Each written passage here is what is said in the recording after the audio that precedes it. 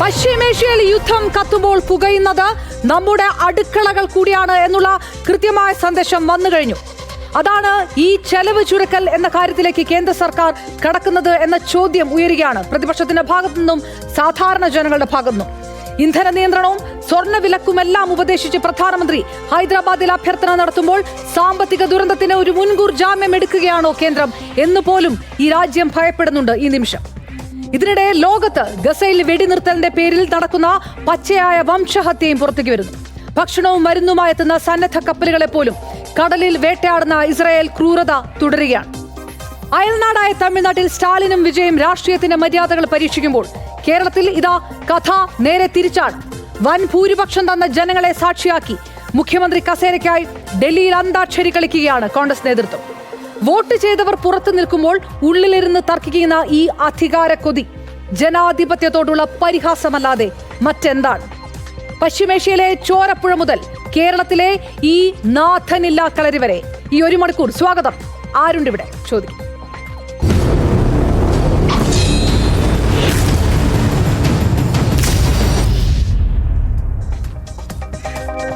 ലോകം വീണ്ടും ഒരു മഹായുദ്ധത്തിന്റെ വക്കിലാണ്. സമാധാനത്തിന്റെ വെള്ളരിപ്രാവുകൾ പശ്ചിമേഷ്യൻ മണ്ണിൽ ചിറകടിച്ചു തുടങ്ങുന്നതിന് മുൻപ് തന്നെ യുദ്ധകാഹളം മുഴങ്ങിക്കഴിഞ്ഞു. അമേരിക്കൻ പ്രസിഡന്റ് ഡൊണാൾഡ് ട്രംപും ഇസ്രായേൽ പ്രധാനമന്ത്രി ബെഞ്ചമിൻ നെതന്യാഹുവും ഒരേപോലെ വിട്ടുവീഴ്ചയില്ലാത്ത നിലപാടുകളുമായി രംഗത്തെത്തുമ്പോൾ ഇറാനും തങ്ങളുടെ ഭാഗം വ്യക്തമാക്കി മുന്നോട്ട് വന്നിട്ടുണ്ട്. ഒരു മാസം നീണ്ടുനിന്ന താൽക്കാലിക വെടിനിർത്തൽ ഇന്ന് വെറും ജലരേഖയായി മാറുന്നു. ഖത്തറിലും കുവൈറ്റിലും UAE-യിലും ഡ്രോൺ ആക്രമണങ്ങൾ റിപ്പോർട്ട് ചെയ്യപ്പെടുന്നു. കപ്പലുകൾക്ക് തീപിടിക്കുന്നു. ഹോർമുസ് കടലിടുക്കിൽ ടോൾ പിരിക്കുമെന്ന് ഇറാൻ ഭീഷണിപ്പെടുത്തുന്നു. ശരിക്കും എന്താണ് സംഭവിക്കുന്നത്? സമാധാന കരാറുകൾ പാളിപ്പോയത് എവിടെയാണ്? പശ്ചിമേഷ്യയിലെ ഈ കത്തുന്ന സാഹചര്യം ലോകം എങ്ങനെയാണ് കാണുന്നത്? വെറുതെയല്ല ട്രംപ് ഇപ്പോൾ പ്രകോപിതനായിരിക്കുന്നത്. പാകിസ്ഥാൻ വഴി ഇറാൻ കൊടുത്തുവിട്ട ആ മറുപടി ഉണ്ടല്ലോ, അത് ട്രംപിനെ അക്ഷരാർത്ഥത്തിൽ ചൊടിപ്പിച്ചിരിക്കുകയാണ്. അമേരിക്ക മുന്നോട്ട് വെച്ച 14 കരാറിനോട് ഒട്ടും സഹകരിക്കില്ല എന്ന നിലപാട് ഇറാൻ സ്വീകരിച്ചിരിക്കുന്നു. അമേരിക്ക പറഞ്ഞത് എന്താണ്?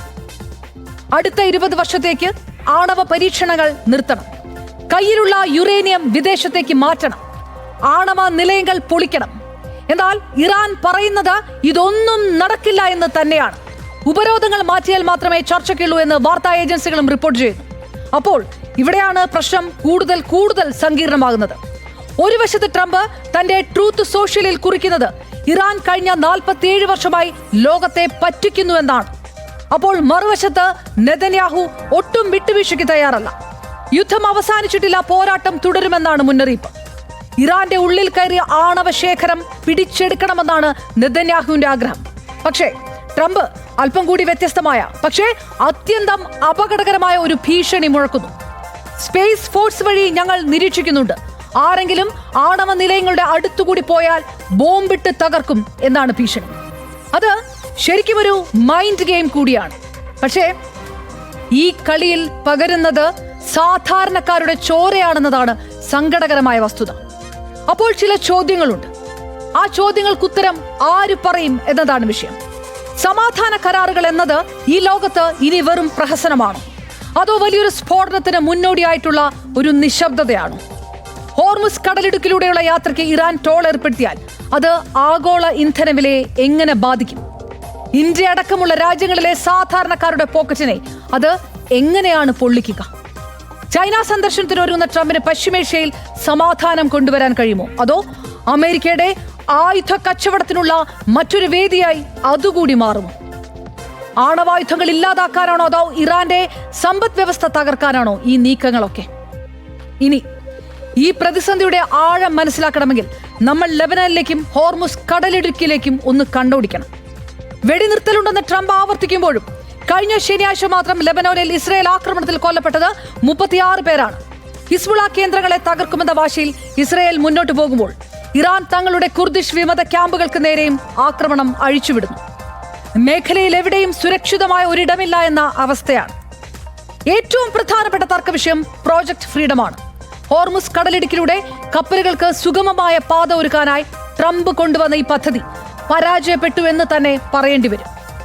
കടലിടുക്കിലൂടെ കടന്നു പോകുന്ന കപ്പലുകളിൽ നിന്ന് $20 ലക്ഷം ടോൾ വേണമെന്നാണ് ഇറാന്റെ വാശി. ഇത് അംഗീകരിക്കാൻ അമേരിക്കയോ യൂറോപ്യൻ രാജ്യങ്ങളോ തയ്യാറല്ല. ഇതിന്റെ ഫലമായി ബ്രിട്ടനും ഫ്രാൻസും ചേർന്ന് 40 രാജ്യങ്ങളിലെ പ്രതിരോധ മന്ത്രിമാരുടെ യോഗം വിളിച്ചു. ഇതും ഇറാനെ കൂടുതൽ ചൊടിപ്പിച്ചു.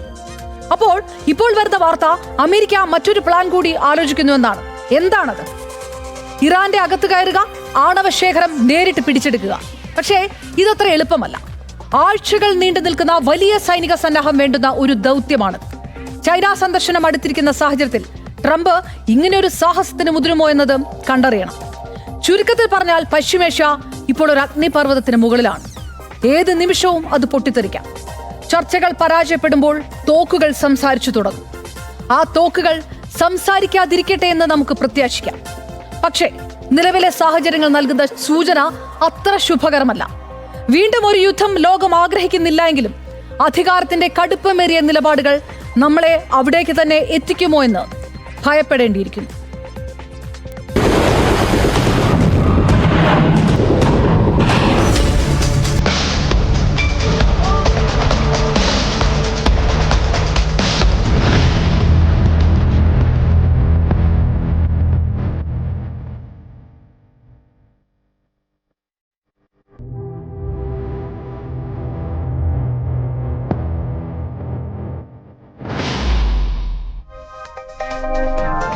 നരേന്ദ്രമോദി സർക്കാരിനെ സംബന്ധിച്ചിടത്തോളം ഇത് ഒരു വലിയ നയതന്ത്ര പരീക്ഷണമാണ്.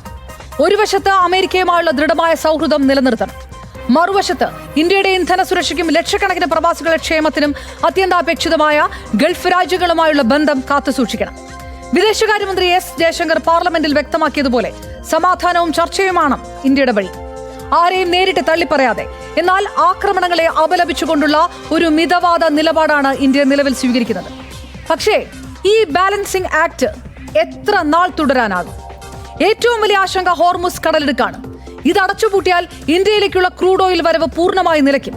ഇപ്പോൾ തന്നെ 85% എണ്ണ ഇറക്കുമതി ചെയ്യുന്ന ഇന്ത്യക്ക് ഇതൊരു കനത്ത ആഘാതമാണ്. പെട്രോളും ഡീസൽ വിലകൾ നിയന്ത്രണീയമായി കുതിച്ചുയരാൻ കാരണമാകും. കേന്ദ്ര സർക്കാരിന്റെ ഈ മിതവാദ നിലപാടിനെതിരെ കോൺഗ്രസ് കടുത്ത ഭാഷയിലാണ് പ്രതികരിക്കുന്നത്. മോദി സർക്കാരിന്റെ വിദേശ നയം വലിയ പരാജയമാണെന്ന് രാഹുൽ ഗാന്ധി ആരോപിക്കുന്നു. അമേരിക്കയുടെയും ഇസ്രായേലിനെയും ഏകപക്ഷീയമായ നീക്കങ്ങളെ അപലപിക്കാൻ സർക്കാർ മടിക്കുന്നത് ധാർമ്മിക ഭീരുത്വമാണെന്ന് കോൺഗ്രസ് വിശേഷിപ്പിക്കുന്നു. പാകിസ്ഥാൻ പോലും മധ്യസ്ഥ ശ്രമങ്ങളുമായി മുന്നോട്ട് വരുമ്പോൾ പശ്ചിമേഷ്യയിൽ വലിയ സ്വാധീനമുള്ള ഇന്ത്യ എന്തുകൊണ്ട് ഒരു കാഴ്ചക്കാരനായി മാത്രം നിൽക്കുന്നു? പ്രതിപക്ഷം ചോദിക്കുന്നത് ഇതാണ്. ഇന്ത്യയുടെ ഈ നിശബ്ദത ആർക്കു വേണ്ടിയാണ്? കഴിഞ്ഞ ദിവസം ഹൈദരാബാദിൽ പ്രധാനമന്ത്രി നരേന്ദ്രമോദി നടത്തിയ പ്രസംഗം രാജ്യം എത്രത്തോളം കടുത്ത സാമ്പത്തിക പ്രതിസന്ധിയിലേക്കാണ് നീങ്ങുന്നത് എന്നതിന്റെ വ്യക്തമായ സൂചന നൽകുന്നുണ്ട്. വിദേശ നാണ്യം ലാഭിക്കാൻ മണ്ണറിഞ്ഞ് നീങ്ങുക എന്ന ആഹ്വാനമാണ് മോദി നടത്തിയത്. हमने कोरोना के समय में वर्क फ्रॉम होम की, ऑनलाइन मीटिंग्स की, वीडियो कॉन्फ्रेंस की, ऐसी अनेक व्यवस्थाएं विकसित की और हमें आदत भी हो गई थी. आज समय की मांग ऐसी है कि उन व्यवस्थाओं को हम फिर से शुरू करें तो वो देश हित में होगा. Work from home, online conferences, virtual meetings, इनको हमें फिर से प्राथमिकता देनी है. साथियों, आज जो संकट है उसमें हमें विदेशी मुद्रा बचाने पर भी बहुत जोर देना होगा, क्योंकि दुनिया में पेट्रोल डीजल इतना ज्यादा महंगा हो गया है. पहले से कई गुना ज्यादा कीमतें बढ़ गई है. तो हम सबका दायित्व है कि पेट्रोल डीजल की खरीद पर जो विदेशी मुद्रा खर्च होती है, पेट्रोल डीजल बचाकर हमें वो मुद्रा भी बचानी है. इसके लिए हमारे छोटे छोटे प्रयास भी देश की बहुत मदद कर सकते हैं. പെട്രോളും ഡീസലും അത്യന്താപേക്ഷിത കാര്യങ്ങൾക്ക് മാത്രം ഉപയോഗിക്കുക. കാർ പൂളിംഗ് ശീലമാക്കുക. ഇലക്ട്രിക് വാഹനങ്ങളിലേക്ക് മാറാൻ ശ്രമിക്കുക. സ്വർണത്തിന്റെ വാങ്ങൽ 1 വർഷത്തേക്ക് മാറ്റിവെക്കുക. വിദേശ യാത്രകളടക്കം ഒഴിവാക്കുക. ഈ കോവിഡ് കാലത്തെ പോലെ വർക്ക് ഫ്രം ഹോം രീതികൾ വീണ്ടും കൊണ്ടുവരിക. വീഡിയോ കോൺഫറൻസിംഗ് വഴി യാത്രകൾ കുറയ്ക്കുക. ഇതൊക്കെയാണ് മോദിയിൽ നിന്ന് ഹൈദരാബാദ് കേട്ടത്. പരാജയങ്ങൾ മറയ്ക്കാൻ ജനങ്ങളെ ശിക്ഷിക്കുന്ന കേന്ദ്ര നയം മാത്രമായിരുന്നില്ലേ ആ പ്രസംഗം? പശ്ചിമേഷ്യയിൽ യുദ്ധം കൊടുമ്പിരി കൊള്ളുമ്പോൾ രാജ്യത്തിന്റെ ഊർജ്ജ സുരക്ഷയും സാമ്പത്തിക ഭദ്രതയും ഉറപ്പാക്കുന്നതിൽ ദയനീയമായി പരാജയപ്പെട്ട ഒരു ഭരണകൂടം തങ്ങളുടെ വീഴ്ചകൾ ജനങ്ങളുടെ തലയിൽ കെട്ടിവെക്കുന്ന വിചിത്രമായ കാഴ്ചയ്ക്കല്ലേ ഹൈദരാബാദിലെ BJP വേദി സാക്ഷ്യം വഹിച്ചത്? പശ്ചിമേഷ്യൻ പ്രതിസന്ധി ആരംഭിച്ചു 3 മാസം പിന്നിട്ടിട്ടും തന്ത്രപരമായ കരുതൽ ശേഖരം ഉറപ്പാക്കാനോ ബദൽ സംവിധാനങ്ങൾ ഒരുക്കാനോ കഴിയാത്ത മോദി സർക്കാർ ഇപ്പോൾ ജനങ്ങളോട് ഉപദേശങ്ങളുമായി വരുന്നത് ഉത്തരവാദിത്തങ്ങളിൽ നിന്നുള്ള ഒളിച്ചോട്ടമാണ്. ഉപദേശങ്ങൾ കൊണ്ട് പട്ടിണി മാറ്റാനാവില്ല എന്ന് അറിയാത്ത സർക്കാരാണോ ഇത്? പെട്രോൾ ഉപയോഗം കുറയ്ക്കണം, സ്വർണം വാങ്ങുന്നത് ഒഴിവാക്കണം, പാചക എണ്ണ 10% വെട്ടിക്കുറയ്ക്കണം, വിദേശയാത്രകളൊക്കെ വേണ്ട എന്ന് വെക്കണം തുടങ്ങി ഒരു മിതവ്യയ പാഠാവലിയാണ് പ്രധാനമന്ത്രി ഹൈദരാബാദിൽ വിളമ്പിയത്. കോവിഡ് കാലത്ത് പാത്രം കൊട്ടിച്ചും വിളക്ക് തെളിയിച്ചും ജനങ്ങളെ കൊണ്ട് അഭ്യാസങ്ങൾ ചെയ്യിച്ചതുപോലെ സാമ്പത്തിക പ്രതിസന്ധിയെയും ഒരു ഇവന്റാക്കി മാറ്റാനാണോ കേന്ദ്രം ശ്രമിക്കുന്നത്? ജനങ്ങളുടെ ജീവിത നിലവാരം ഉയർത്തുമെന്ന് വാഗ്ദാനം നൽകിയ അധികാരത്തിൽ വന്നവർ ഇപ്പോൾ ജനങ്ങളോട് സ്വന്തം താല്പര്യങ്ങൾ ബലി കഴിക്കണമെന്ന് പറയുന്നത് എന്ത് ധാർമ്മികതയുടെ അടിസ്ഥാനത്തിലാണ്? കോവിഡ് കാലത്തെ വർക്ക് ഫ്രം ഹോം വീണ്ടും കൊണ്ടുവരണമെന്ന് പറയുന്നതിലൂടെ രാജ്യം വീണ്ടും ഒരു ലോക്ക്ഡൌണിന് സമാനമായ സാമ്പത്തിക സ്തംഭനാവസ്ഥയിലേക്കാണ് നീങ്ങുന്നതെന്ന സൂചന കൂടി പ്രധാനമന്ത്രി നൽകുന്നുണ്ട്. വരാനിരിക്കുന്ന കടുത്ത വിലക്കയറ്റത്തെയും ഇന്ധന വർധനവിനെയും ന്യായീകരിക്കാനുള്ള ഒരു മുൻകൂർ ജാമ്യം മാത്രമാണ് ഈ ദേശസ്നേഹ ആഹ്വാനങ്ങൾ. രാജ്യം കടുത്ത സാമ്പത്തിക വെല്ലുവിളി നേരിടുമ്പോഴും പ്രധാനമന്ത്രിയുടെ പ്രസംഗത്തിന്റെ പകുതിയിലേറെ രാഷ്ട്രീയ വൈര്യം തീർക്കാനാണ് മാറ്റിവെച്ചത് എന്നത് പ്രതിഷേധാർഹമല്ലേ? ബംഗാളിലെയും അസമിലെയും തെരഞ്ഞെടുപ്പ് വിജയങ്ങൾ ആഘോഷിക്കുന്നതിനിടയിൽ ജനങ്ങളുടെ അടിസ്ഥാന പ്രശ്നങ്ങളായ തൊഴിലില്ലായ്മയും വിലക്കയറ്റവും പ്രധാനമന്ത്രി സൗകര്യപൂർവ്വം മറന്നുകളയുന്നു. ബംഗാളിൽ BJP മുഖ്യമന്ത്രി അധികാരമേറ്റതിനെ കുറിച്ച് വാചാലനാകുമ്പോൾ അത് രാജ്യത്തിന്റെ സാമ്പത്തിക ഭദ്രതയ്ക്ക് എങ്ങനെ ഗുണകരമാകുമെന്ന് അദ്ദേഹം വിശദീകരിക്കുന്നില്ല. എതിർക്കുന്നവരെല്ലാം മുസ്ലിം ലീഗ് എന്നും മാവോയിസ്റ്റുകളെന്നും മുദ്രകുത്തുന്ന പഴയ വിഭജന തന്ത്രം ഹൈദരാബാദിലും അദ്ദേഹം ആവർത്തിച്ചു. കോൺഗ്രസിനെ മുസ്ലിം ലീഗ് മാവോയിസ്റ്റ് കോൺഗ്രസ് എന്ന് പരിഹസിക്കുമ്പോൾ രാജ്യത്തിന്റെ വിദേശകാര്യ നയത്തിലെ പരാജയങ്ങളെ കുറിച്ചുള്ള ചോദ്യങ്ങളിൽ നിന്ന് അദ്ദേഹം ഒഴിഞ്ഞുമാറി. നക്സലൈറ്റുകളെ സംരക്ഷിക്കുന്നുവെന്ന് പ്രതിപക്ഷത്തെ കുറ്റപ്പെടുത്തുന്ന പ്രധാനമന്ത്രി സ്വന്തം ഭരണത്തിന് കീഴിൽ രാജ്യം നേരിടുന്ന സാമ്പത്തിക അരക്ഷിതാവസ്ഥയെക്കുറിച്ച് മൗനം പാലിക്കുന്നു. ആർക്ക് വേണ്ടിയാണ് അപ്പോൾ ഈ ആത്മനിർഭർ? വിദേശ ഉൽപ്പന്നങ്ങൾ ഒഴിവാക്കണമെന്നും ആത്മനിർഭർ ആകണമെന്നും ജനങ്ങളോട് ആഹ്വാനം ചെയ്യുന്ന സർക്കാർ വിദേശ കുത്തകകൾക്ക് ഇന്ത്യൻ വിപണി തുറന്നു കൊടുക്കുന്നതിൽ ആവേശം കാണിക്കുന്നു. പാചക എണ്ണ കുറയ്ക്കുന്നത് ആരോഗ്യത്തിന് നല്ലതാണെന്ന പ്രധാനമന്ത്രിയുടെ കണ്ടുപിടുത്തം പട്ടിണിയെ ന്യായീകരിക്കുന്നതിന് തുല്യമല്ലേ? കൃഷിനാശവും വളം വില വർധനവും മൂലം കർഷകർ നട്ടം തിരിയുമ്പോൾ പ്രകൃതിദത്ത കൃഷി എന്ന ലേബലിൽ അവരെ കൂടുതൽ ദുരിതത്തിലേക്ക് തള്ളിവിടാനല്ലേ നീക്കം? പശ്ചിമേഷ്യയിലെ യുദ്ധം മൂലം വിദേശ നാണ്യ ശേഖരം കുറയുന്നുവെന്ന വാദം സർക്കാർ പരാജയത്തിന്റെ സമ്മതപത്രമാണ്. ലോകത്തെ 5ാമത്തെ വലിയ സാമ്പത്തിക ശക്തി എന്ന് സ്വയം പുകഴ്ത്തുമ്പോഴും ഒരു അന്താരാഷ്ട്ര പ്രതിസന്ധിയെ നേരിടാൻ ഈ നാട്ടിലെ ജനങ്ങൾ സ്വർണവും എണ്ണയും ഒക്കെ ഉപേക്ഷിക്കണമെന്ന് പറയുന്നത് ഇന്ത്യയുടെ സാമ്പത്തിക അടിത്തറ എത്രത്തോളം ദുർബലമാണെന്ന് കൂടിയാണ് തെളിയിക്കുന്നത്. ചുരുക്കത്തിൽ ഹൈദരാബാദിൽ മോദി നടത്തിയ പ്രസംഗം ഒരു ഭരണാധികാരിയുടേതല്ല, മറിച്ച് പരാജയങ്ങൾ മറച്ചുവെക്കാൻ ശ്രമിക്കുന്ന ഒരു രാഷ്ട്രീയ നേതാവിന്റെ വിലാപം കൂടിയായിരുന്നു. ജനങ്ങളെ ഭയപ്പെടുത്തിയും പ്രതിപക്ഷത്തെ അധിക്ഷേപിച്ചും എത്ര കാലം കേന്ദ്ര സർക്കാരിന് BJPക്ക് ഈ പരാജയങ്ങൾ ഒളിച്ചുവെക്കാൻ കഴിയും? വരാനിരിക്കുന്നത് കടുത്ത സാമ്പത്തിക ദുരന്തമാണെന്ന യാഥാർത്ഥ്യം പ്രധാനമന്ത്രിയുടെ ഓരോ വാക്കിലുമുണ്ട്. അതിന്റെ ഭാരമെല്ലാം സാധാരണക്കാരന്റെ ചുമലിലേക്ക് വെച്ചുകൊടുത്ത് കൈ കഴുകാനാണോ കേന്ദ്ര സർക്കാരെ നീക്കം? പ്രധാനമന്ത്രിയുടെ ഈ അഭ്യർത്ഥനയെ ദുരന്തത്തിന്റെ മുന്നറിയിപ്പെന്നാണ് കോൺഗ്രസ് നേതാവ് ജയറാം രമേശ് വിശേഷിപ്പിച്ചത്. വരാനിരിക്കുന്ന കടുത്ത സാമ്പത്തിക നിയന്ത്രണങ്ങൾക്കും ഇന്ധന വില വർധനവിനും മുന്നോടിയായി ജനങ്ങളെ മാനസികമായി തയ്യാറാക്കാനുള്ള കുതന്ത്രമാണിതെന്ന് കോൺഗ്രസ് പറയുന്നു. ഊർജ്ജ സുരക്ഷ ഉറപ്പാക്കുന്നതിൽ സർക്കാർ പരാജയപ്പെട്ടു.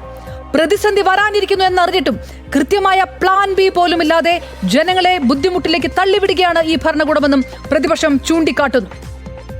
സാധാരണക്കാരുടെ യഥാർത്ഥ വരുമാനം സ്തംഭനാവസ്ഥയിലാണെന്നും കടബാധ്യത വർദ്ധിക്കുകയാണെന്നുമുള്ള യാഥാർത്ഥ്യം സർക്കാർ മറച്ചുവെക്കുകയാണെന്നും കോൺഗ്രസ് ആരോപിക്കുന്നു. ഒരു കാര്യം പറയാം, ഈ ആഗോള യുദ്ധത്തിന്റെ ഏറ്റവും വലിയ ഇര കേരളമായിരിക്കുമെന്നതിൽ ഒരു സംശയവും വേണ്ട. ഏകദേശം 25 ലക്ഷത്തിലധികം മലയാളികൾ ജോലി ചെയ്യുന്ന മേഖലയാണ് പശ്ചിമേഷ്യ. ഖത്തറിലും കുവൈറ്റിലും ഉണ്ടായ ഡ്രോൺ ആക്രമണങ്ങൾ പ്രവാസി കുടുംബങ്ങളെ വലിയ ഭീതിയിലാഴ്ത്തിയിട്ടുണ്ട്. വിമാനത്താവളങ്ങൾ അടയ്ക്കുന്നതും കപ്പൽ ഗതാഗതം തടസ്സപ്പെടുന്നതും പ്രവാസികളുടെ സുരക്ഷയെ ബാധിക്കും. കഴിഞ്ഞ ഏതാനും ആഴ്ചകൾക്കുള്ളിൽ മാത്രം ആയിരക്കണക്കിന് പ്രവാസികൾ മടങ്ങി വന്നതായാണ് റിപ്പോർട്ട്. കേരളത്തിന്റെ നട്ടലായ പ്രവാസി പണം കുറയുന്നത് സംസ്ഥാനത്തെ റിയൽ എസ്റ്റേറ്റ്, ബാങ്കിംഗ് മേഖലകളെ തകിടം മറിക്കും. നോക്കൂ, നമ്മളൊരു ഉപഭോക്തൃ സംസ്ഥാനമാണ്.